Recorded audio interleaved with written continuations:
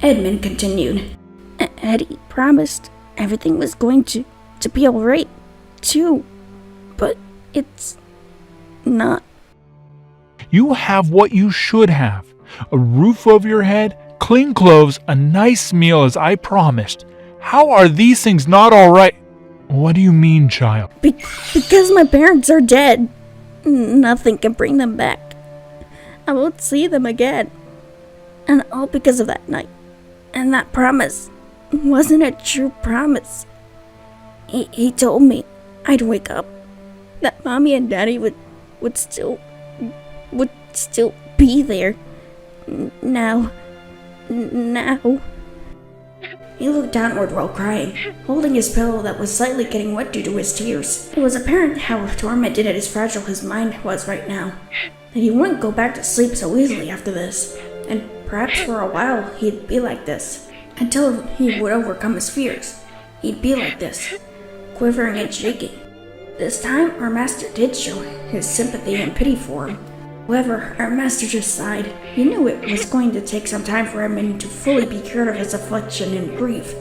In his mind, he didn't know exactly what to do. He hasn't worked with children before, so this was new to him. He was almost baffled on what to do. This is nothing of what he was used to, nor had a full understanding of how to handle it completely. He even tried to think back to his childhood.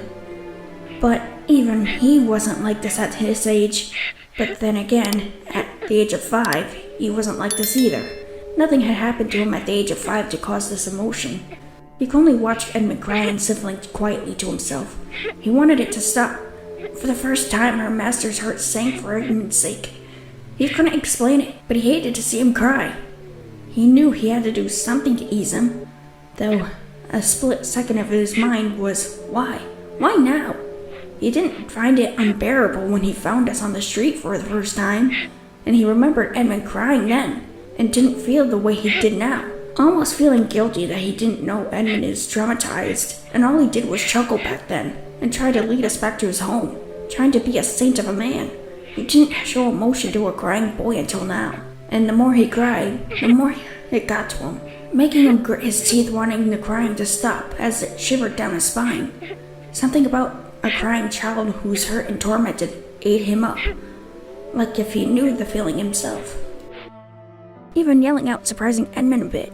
Please, stop!